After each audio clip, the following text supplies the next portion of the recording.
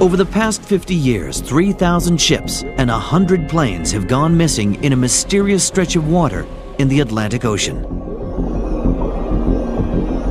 One minute, they are there. The next, they've vanished.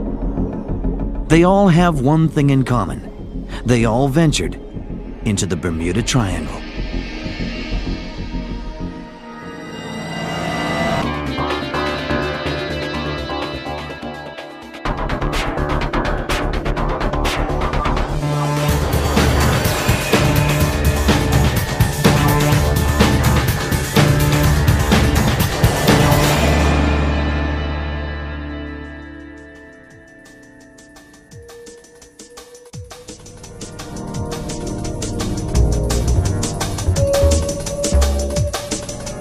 They are paradise destinations for tourists. The Sunshine Coast of Florida and the Florida Keys.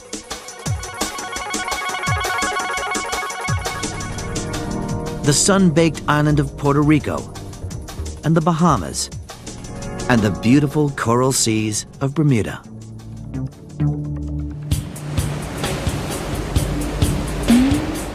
But the surrounding waters hold a mystery that has been known by many names. The Devil's Triangle, the Devil's Seas, Graveyard of the Atlantic.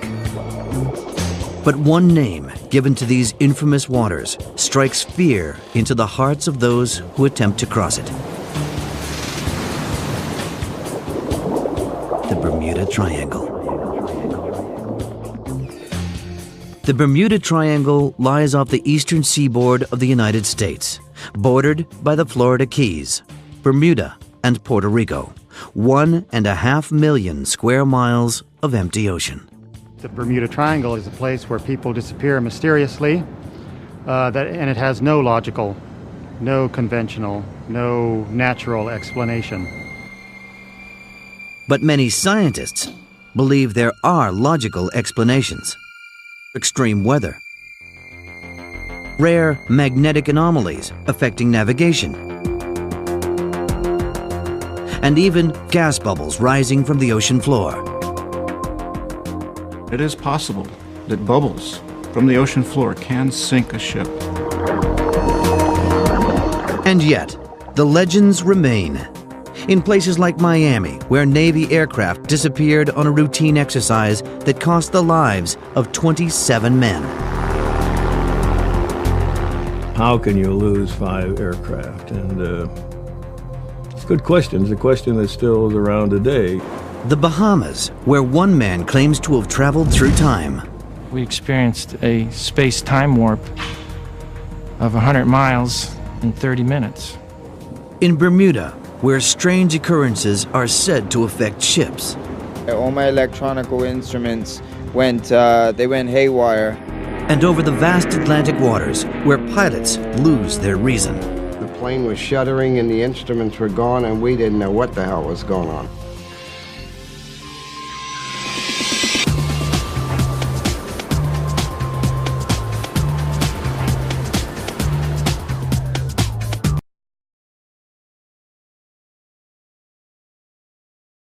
Departure point for hundreds of cruise ships and flights over the Bermuda Triangle.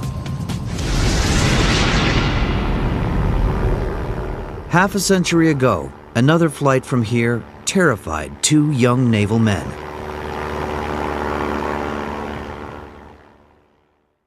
"19-year-old identical twins, George and David Rothschild, were flying home because of a sudden death in their family. We were very anxious due to the fact that we were going to go to our father's funeral.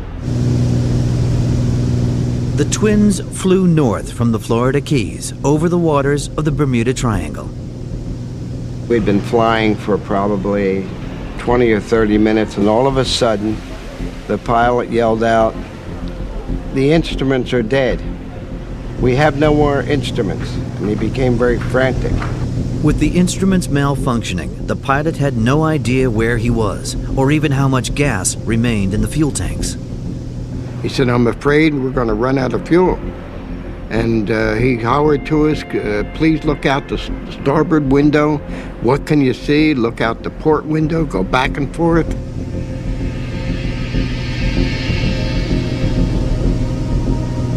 So in the meantime, the plane was shuddering and the instruments were gone and we didn't know what the hell was going on. And he said, can you see planes? Can you see ships down there? Can you see land? Anything? Please help us on this.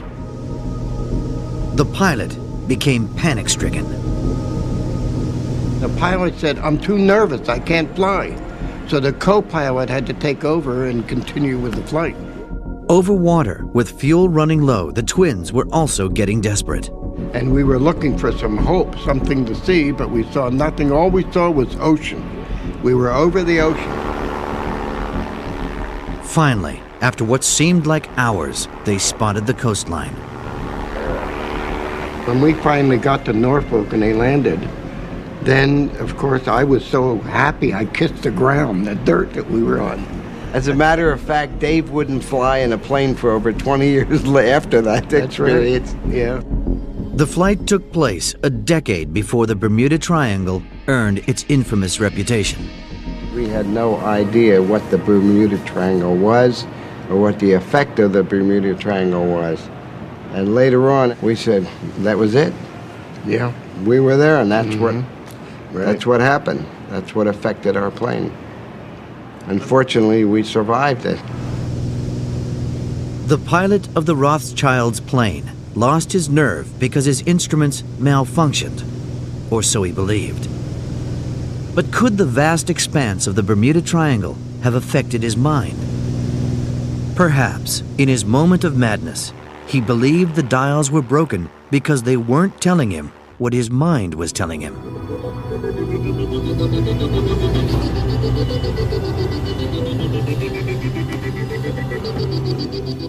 One man who knows how such confusion can happen is flying instructor Robert Grant.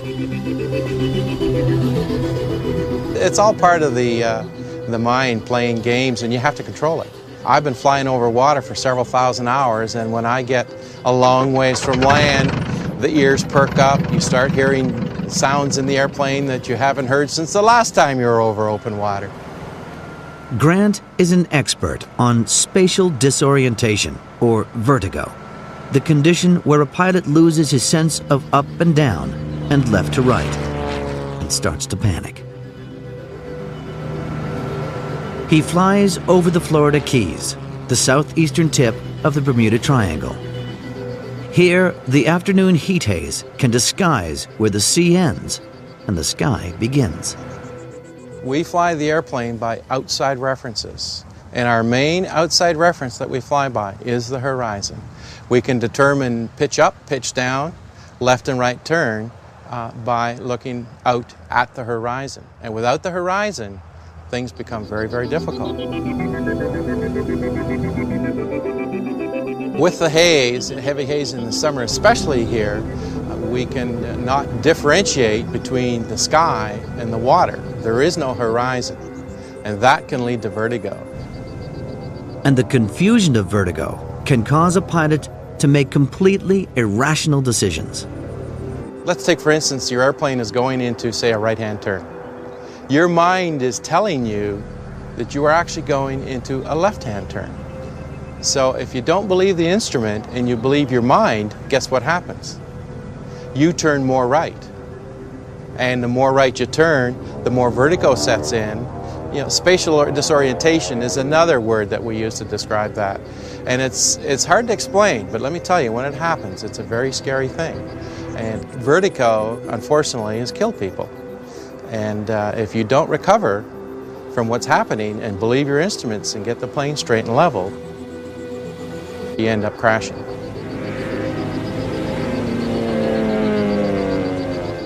And vertigo happens a lot more than we care to admit in this business.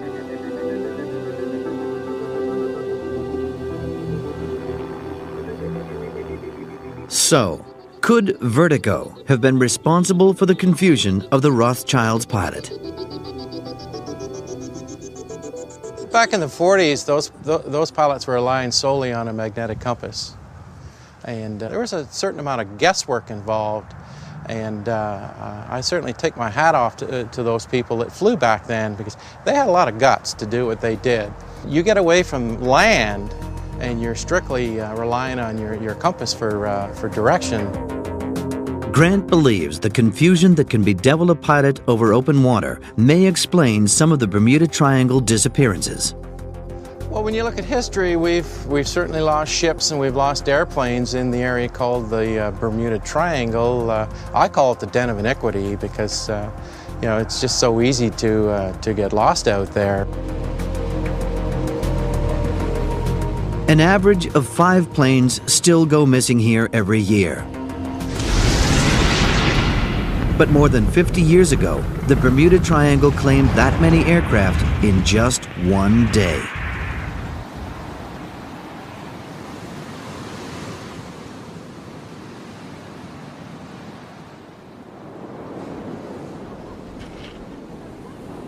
Florida, a magnet for sun worshippers from around the world. But in 1945, the beachgoers were military men and their wives from naval air stations dotted along the Florida coast. Although the Second World War had ended 3 months earlier, millions were still in the armed forces. Memories of conflict were never far away, and the air was filled each day with TBM Avenger bombers on training missions. At the Naval Air Station in Fort Lauderdale, rows of Avenger bombers stood ready. But one training mission was to lead to the most perplexing Bermuda Triangle mystery of all: Flight 19, the Lost Patrol, a mystery studied for the past 10 years by author Gian Quasar. It was 2:10 p.m. in the afternoon, December 5, 1945. 5 Navy TBM Avenger bombers took off from Naval Air Station Fort Lauderdale for a routine training flight over the Atlantic. The Avenger bomber was the Navy's largest single-engine plane, and more than able to handle the weather that day of broken cloud and 12 miles visibility. As the 5 planes of Flight 19 headed out into the Bermuda Triangle, 14 young men were on board, Navy flyers like these pictured at the base a few days earlier.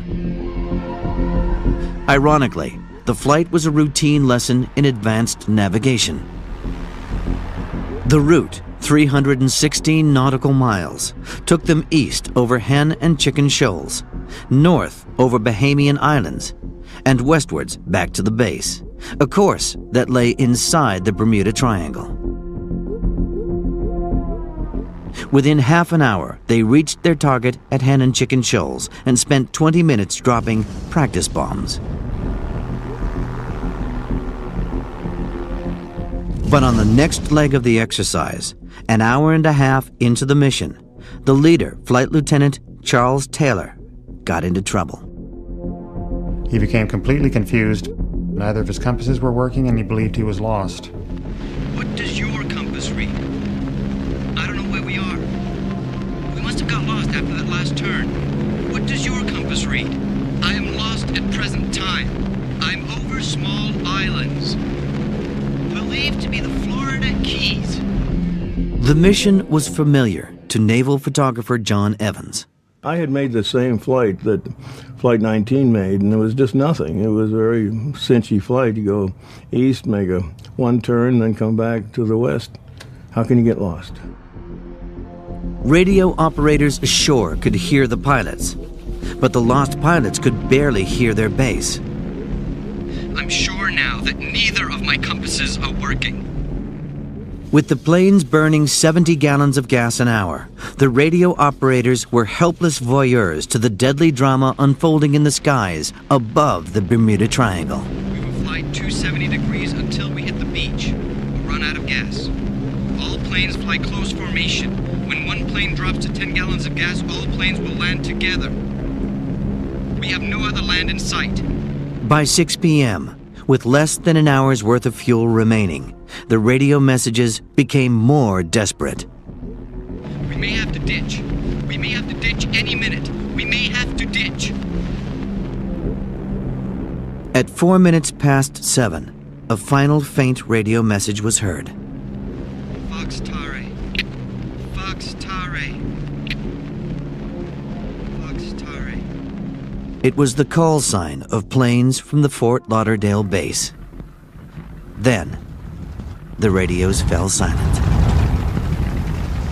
With tanks drained of gas, the 5 Avenger bombers must have ditched in the ocean.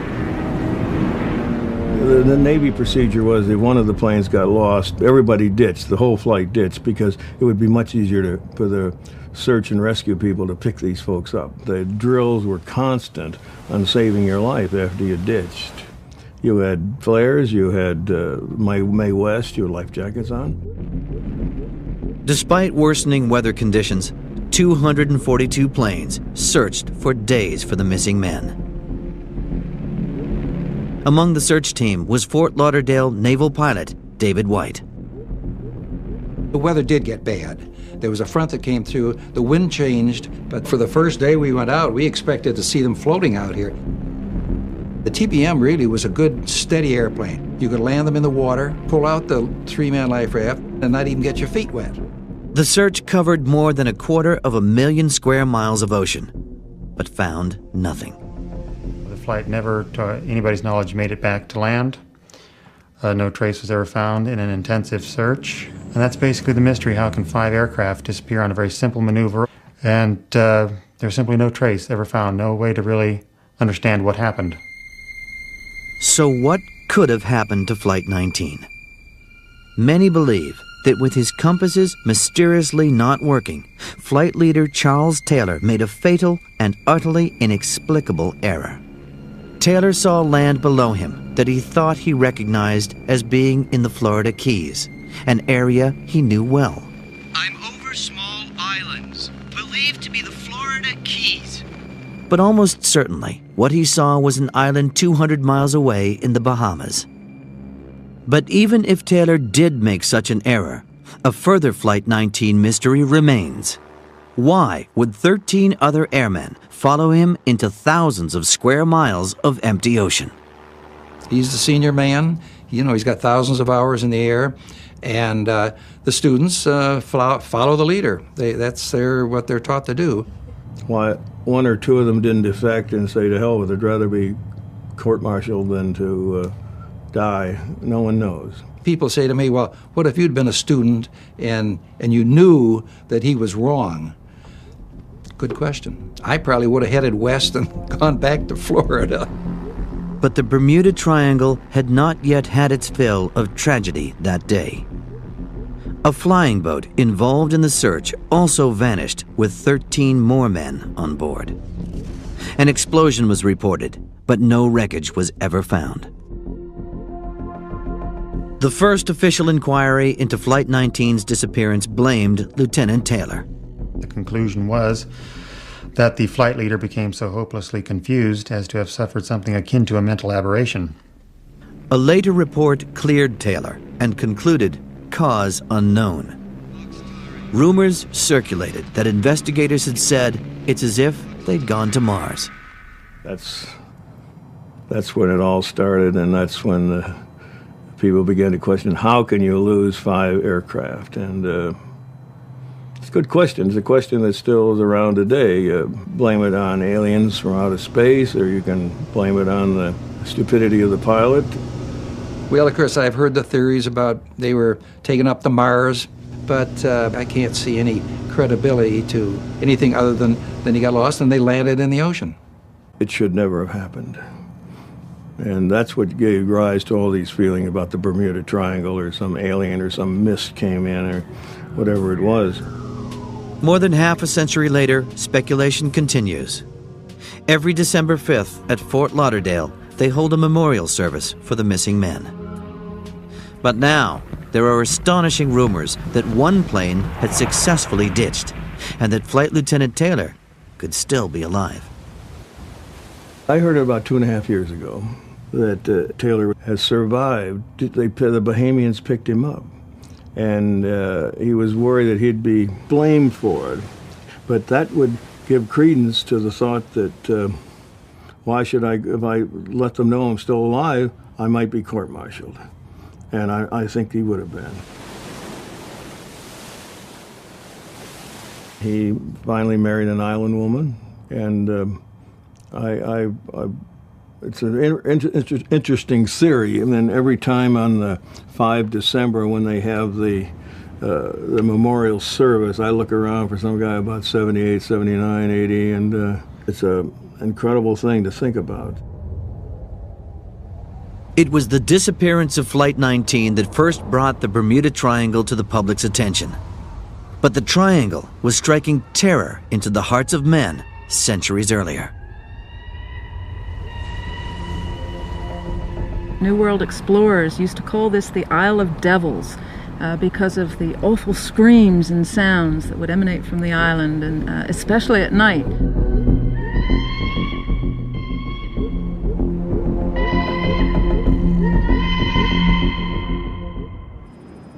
By the late 1950s, the waters off the Florida coast were infamous.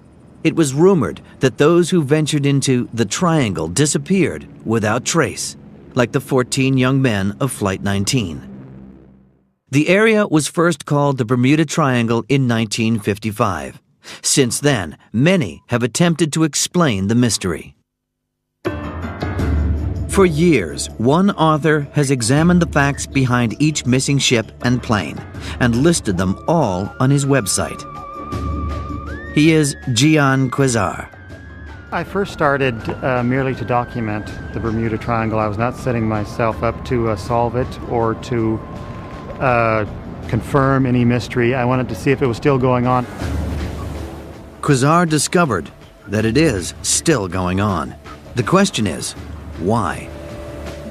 What is so sudden that can cause a disappearance?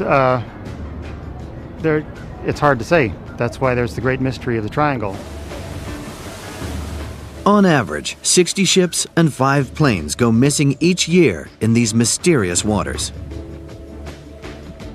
It's a mystery. It's a real-life mystery. It's a real-life detective story, and you're going to want to find the answer. Bermuda, the island that gave its name to the Bermuda Triangle.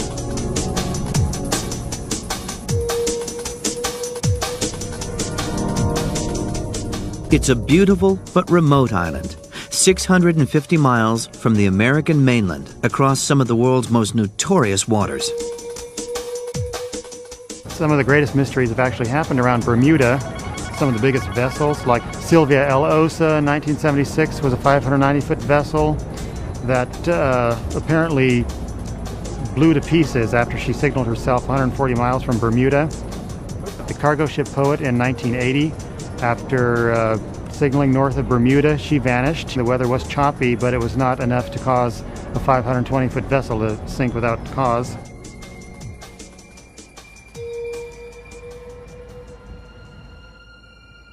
The island is a subtropical paradise, 1/3 the size of Washington, D.C., fringed with the purest pink coral sands on Earth.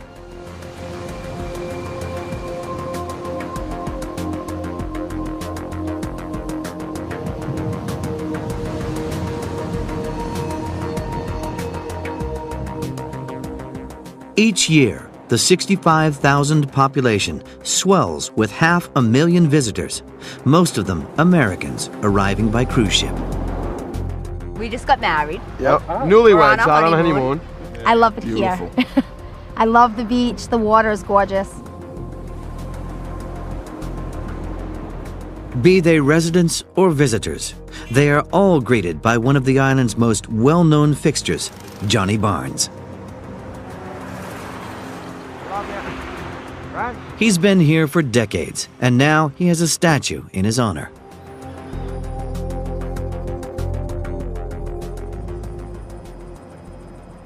The offshore Bermuda Reefs are home to a rich variety of undersea life. 600 species of fish inhabit these waters. It's a paradise for scuba divers.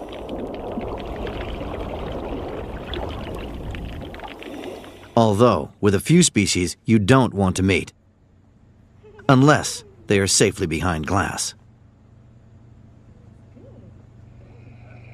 The Bermuda Aquarium is one of the island's most popular tourist attractions. Hello, good morning. How are you? Welcome to the aquarium. Head of the aquarium is native-born Bermudian Jennifer Gray. Bermuda is the most beautiful place on earth because we're an oceanic island surrounded by pristine, warm waters. There's not a lot of poverty, there's not a lot of crime. It's just a very exquisite island. In centuries past, before the Bermuda Triangle gained its notoriety, nobody wanted to land here. It was a fearful place. Prior to colonization in the early 1600s, New World explorers used to call this the Isle of Devils because of the awful screams and sounds that would emanate from the island, and especially at night. And of course later, when they colonized the islands, they discovered that this noise was coming from the endemic cahao, very rare bird that's known only to Bermuda, and also pigs that had come off of shipwrecks.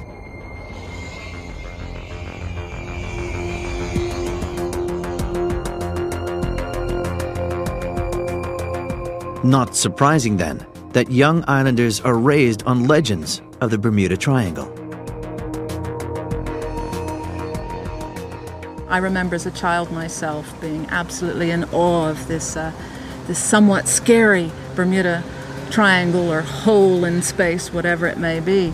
But of course visitors are often hearing about it for the first time and take it quite seriously. Planes disappear and ships disappear and, you know, all the stuff that you hear on television through movies, but we're hoping that we're not going to be one of those subjects.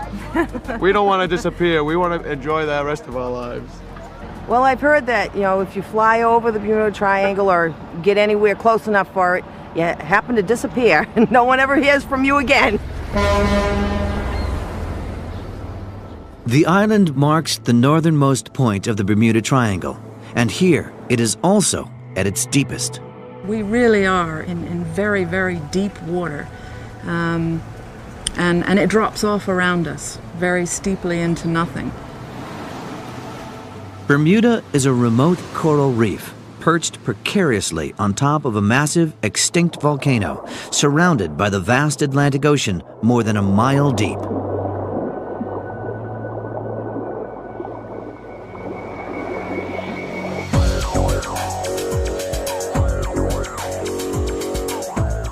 One man who knows these waters well is fisherman Sloan Wakefield. And he has a wary respect for the surrounding seas. The waters here, you really have to know them. You don't want to be caught in an area where there's reef and you're not sure where you are, because a boat drawing any more than 2 feet of water will run aground. To describe it in a nutshell, it's treacherous. Sloan and his crewman, Mark Moran, catch wahoo and mahi-mahi for local restaurants, and marlin for sporting fun. So what we do when we're fishing is we run out to the edge, what we call the edge, which would be the side of the volcano, and we troll along anywhere from 4,000 feet of water to 200 feet of water, because that's how sheer the drop-off is. The fishermen believe that some Bermuda Triangle disappearances can be attributed to natural causes, like the weather. Because we are a dot in the middle of the Atlantic Ocean, we get weather from everywhere, and it can change in a heartbeat. 1 minute we're looking at good weather, and the next minute you got a low front coming through. At one point this year we saw probably 15, maybe 20-foot seas out there, and you know, the boat, it's like a feather on the wind on those waves. But in these waters, odd things can happen. Wakefield has had one experience he still can't explain. All my electronic instruments went haywire. Watch out the rigger! And once my instruments came back on, I was completely heading in the other direction. I was probably about 4 miles past where I was supposed to be.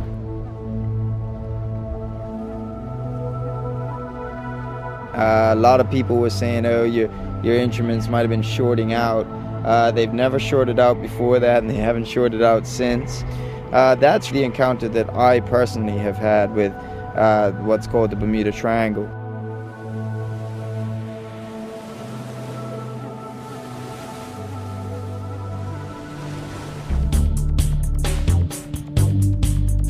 The waters known as the Bermuda Triangle lie between the subtropical resorts of Miami, Bermuda, and Puerto Rico. Thousands of tourists are attracted here from all over the world. More than 800,000 craft are registered in Florida alone, along with countless other commercial vessels and visiting cruise ships. These waters normally promise sunshine and calm seas. But sometimes there are hurricanes.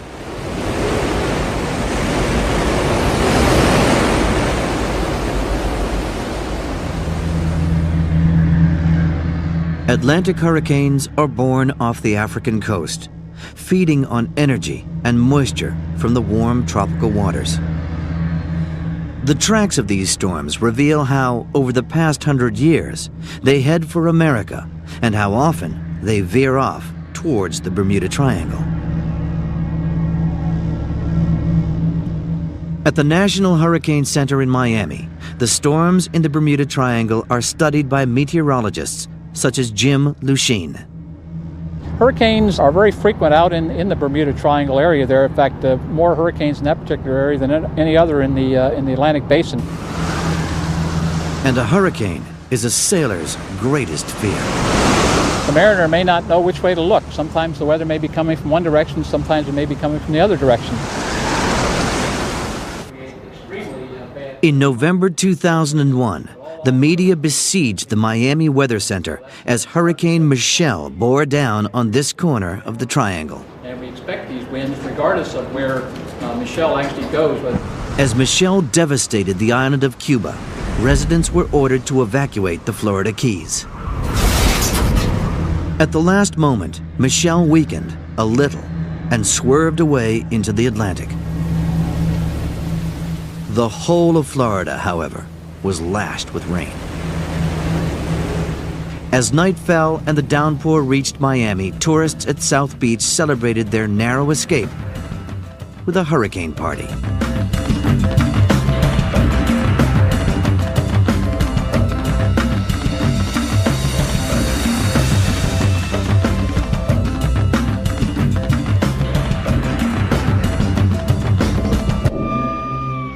But even events on a smaller scale than hurricanes can be just as deadly. Thunderstorms.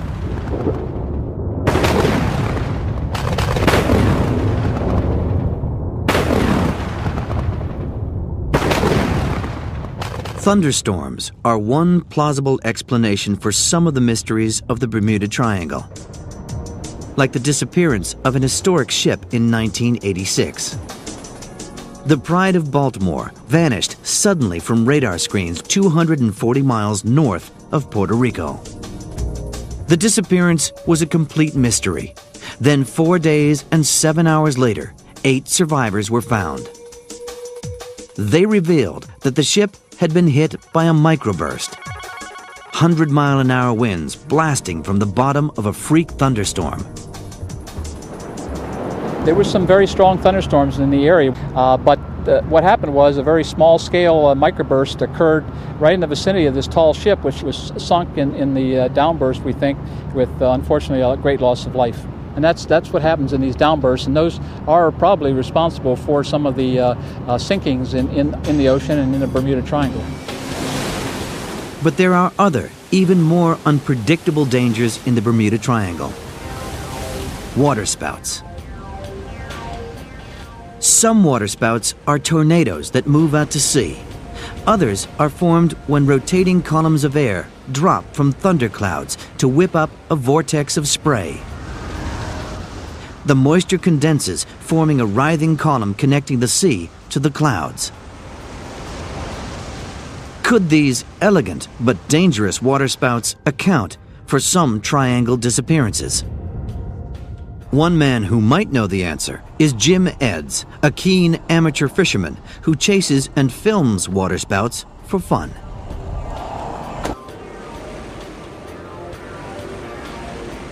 it's going to be coming across the frame here. Really moving pretty good. Quick, run! Oh, this is beautiful. I'm always in search of the best waterspout footage I can get. Get up close on a boat, film it from the air. Perfect. See the water coming up? You get a little smarter and you get a little closer each summer. Monster waterspout. In open water, waterspouts can be deadly, particularly at night. If you're out there at night and a waterspout develops, it can flip your vessel over. And if it's a tornadic waterspout, the really big waterspouts, the strong ones, the ones with high velocity, you may not see that. You may get stuck in it. You may hear it. You may feel the water spray ring around you, but there's nothing you can do if you don't see it. Certainly, you can't rule out the possibility of waterspouts to explain the disappearance of ships in the Bermuda Triangle.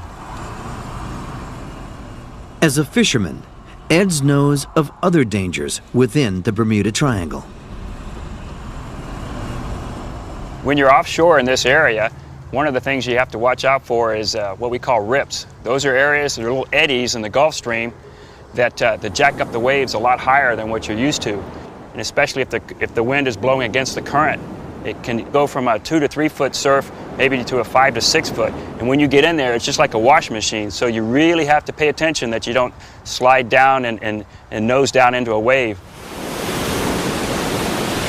Disappearances have been reported out there for over 200 years before the modern mystery of the Triangle. Probably the most famous is the USS Cyclops. It was in 1918. She carried wireless.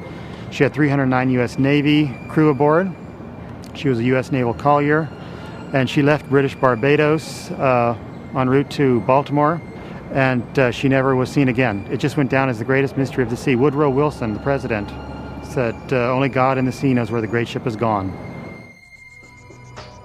The Bahamas, a necklace of islands that lie in the Atlantic Ocean 100 miles from the Florida coast. Here, the weather and the waters can be deceptively beautiful. What's interesting about the disappearances in the Bahamas is that the Bahama Bank is no more than 50 feet shallow, and yet no ship, no aircraft has been found on the bottom. No trace has ever been found of those that disappeared. The Bahamas attracts 4 million visitors each year. Nearly half the population work in the tourism industry.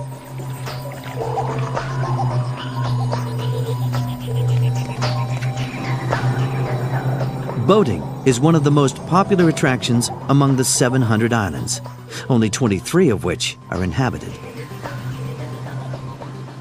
The main danger around here is the Bahamas is a very beautiful place, and people often get a false sense of security in terms of the danger that they may face. We have cold fronts that sweep across from Florida, and in a matter of an hour can change the weather from just the perfect day to an absolute nightmare. It often means coastal boating can be quite dangerous.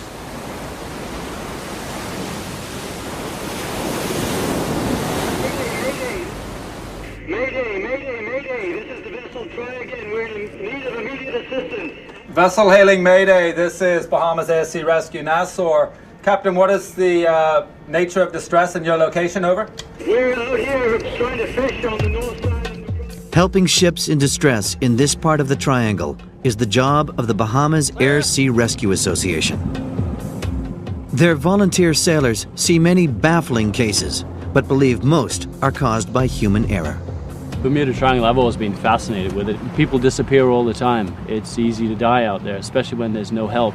My own opinion is that although you don't know exactly what happened in every case, I think almost every case is explainable by human error. I mean, there are so many ways to get yourself killed on the sea. To assume every time someone is missing is due to a mysterious factor, I believe is stretching it, but you never know. But perhaps there are forces other than wind, waves, and weather affecting the Triangle's waters. At the Bermuda Underwater Exploration Institute are thousands of artifacts raised from the ocean depths. They come from shipwrecks scattered around the island's reefs. But visitors also discover that scientific theory has a part to play in explaining the disappearances of the Bermuda Triangle. The Institute's director is Ralph Richardson. There are some scientific theories about the Bermuda Triangle.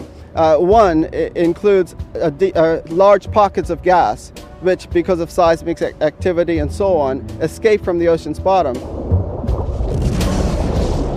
Scientists have discovered that huge bubbles of methane gas can violently erupt without warning from the ocean floor.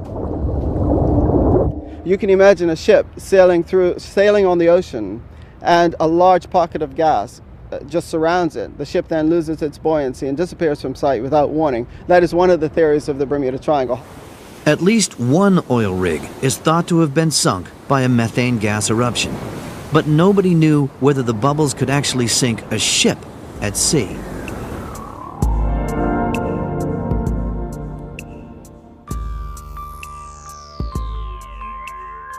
Bruce DiNardo, an expert in fluid dynamics at the Naval Postgraduate School in Monterey, California, is now researching just how dangerous those bubbles can be.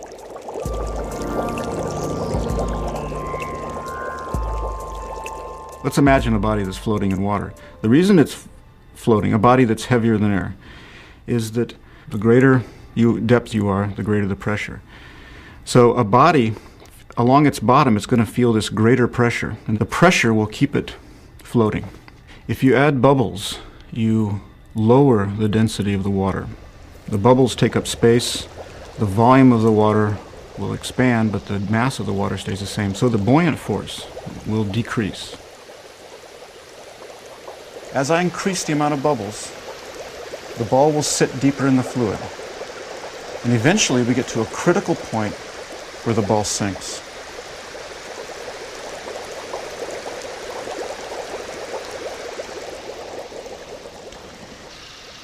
Now, what might happen in the ocean is that there is a burst of bubbles.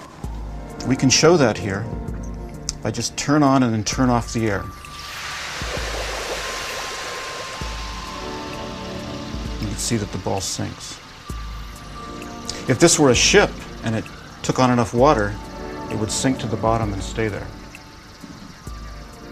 In the ocean, if there is something like a methane eruption, the source of bubbles will be localized. They will rise, but there'll be water outside where there are no bubbles. But the fact that it can sink there is, to me, that's proof that a ship can sink in the ocean. I don't need to say, I wouldn't even say theoretically. I mean, it is possible that bubbles from the ocean floor can sink a ship.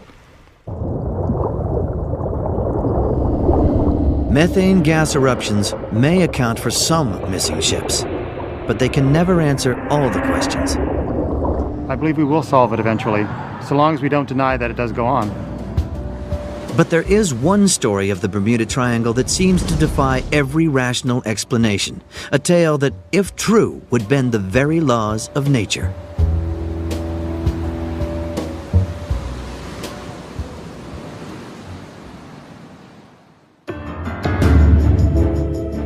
The waters of the Bermuda Triangle, infamous and mysterious.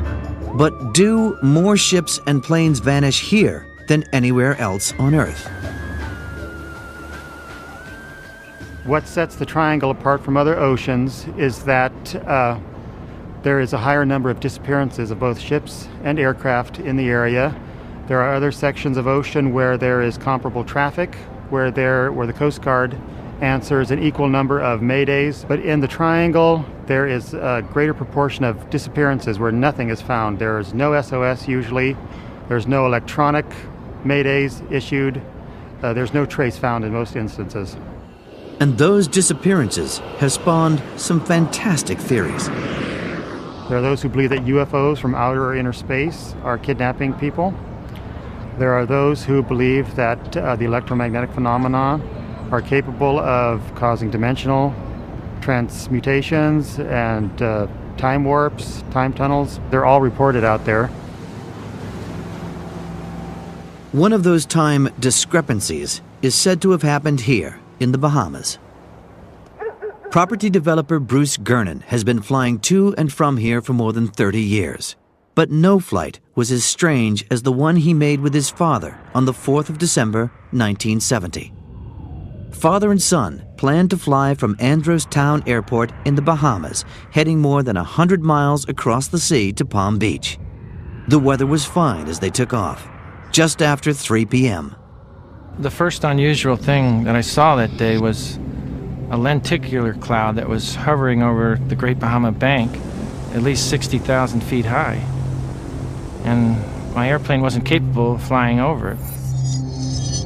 It was very intense with huge flashes going on rapidly at a random pace. I noticed an opening in the clouds, like a huge U-shape opening.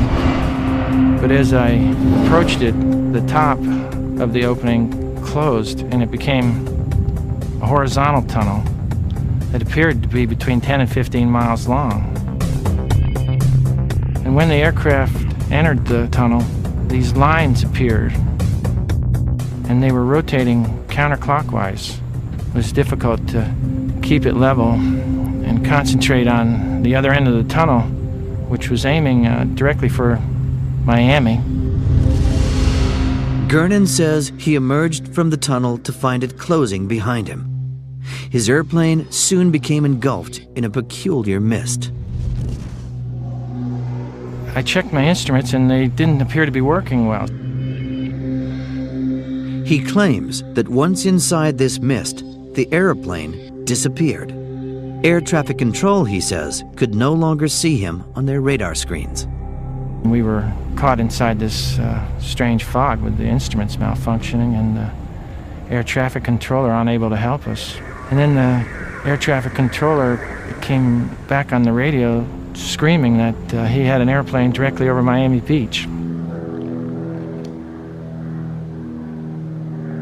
I looked at my watch and we had only been flying just over 30 minutes.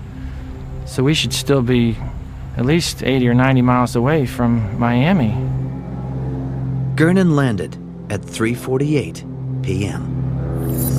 I landed in Palm Beach and the flight took only 45 minutes. And I had made that flight dozens of times before, and it always took about an hour and 20 minutes, sometimes an hour and a half.